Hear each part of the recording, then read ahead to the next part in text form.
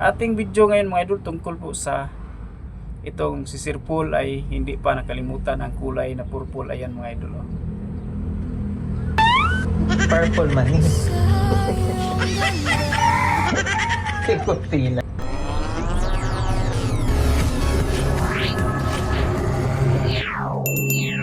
Magandang araw sa inyo mga idol. Kumusta po? Welcome to my YouTube channel, Melty Romero TV. Ating mga subscriber at ang ating mga viewers dito sa Pilipinas. Kumusta? Ang ating mga senior citizen at ang ating mga kababayan na OFW. Kumusta din?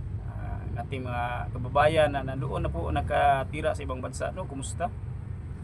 At syempre ang ating mga Chris Paunatics, Pugong Bihero fans ay kumusta po?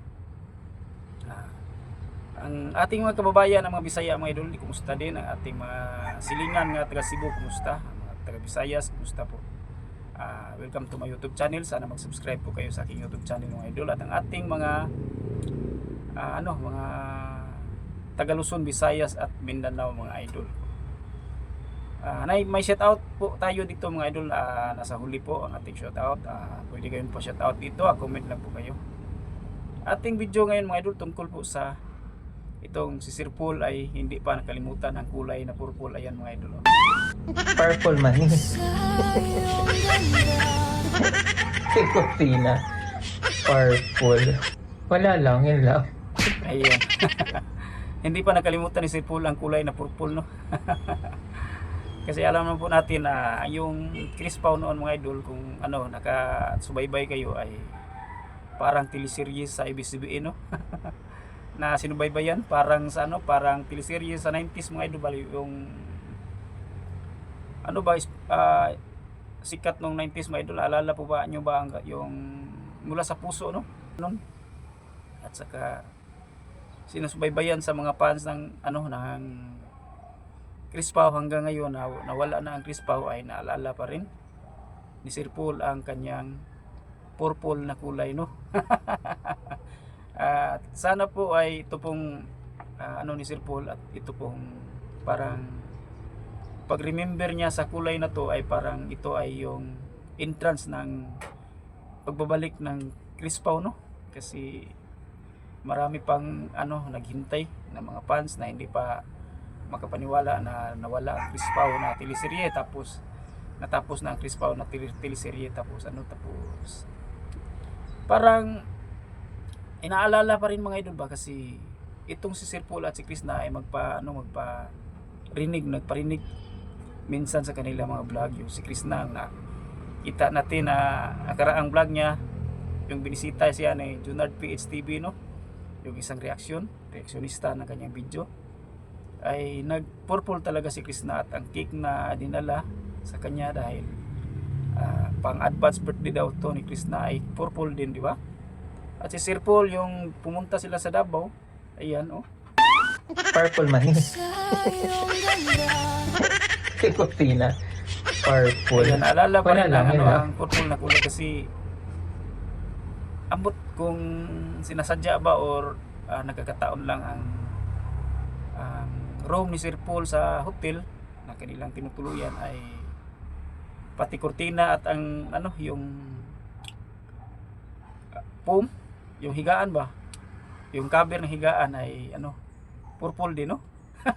Parang sinasadya or sa inyong tingin mga idol, comment kayo, sinasadya or nagkakataon lang, di ba? Kasi yung nakikita nyo ba yung sa August 14, yung anniversary sana ng kanilang mansari ng Chris Pao, Chris Pao, ay parang magkasabay sila ng damit, no? Yung magkapareha sila ng sinusuot na damit, purple kang Chris na, kay Sir Paul ay purple din. Tapos parang sinasadya yata or or nagkakataon lang, di ba? Parang ganun ang ating iniisip na sinasadya o nagkakataon lang, pero madaming comment na nabasa ko mga idol ay parang sinasadya talaga, sabi ni yung mga comment. Hindi ko na lang binabasa kasi marami pa ring kinikilig pag magsuot ng dalawa ng purple, di ba?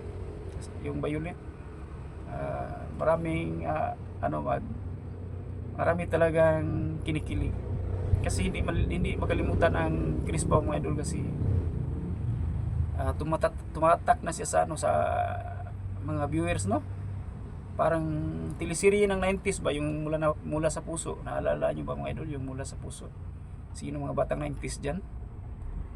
May isang teleserye noon na Mula sa Puso, na tumatatak po sa isipan, yung sa ABS-CBN, yung sumisikat. Katulad din ng Chris Pao, napakaikli lang ng Chris Pao, pero ilang buwan lang yata ang Chris Pao. Umabot ba ng 5 months mga idol? Comment kayo kung umabot ba ng 5 months ang Chris Pao. Kasi maikli lang po ang Chris Pao, pero umahakot yata siya. Umahakot talaga siya ng maraming viewers. Umahatak siya ng mga maraming viewers. Kasi kumikita yung Chris Pao kasi parang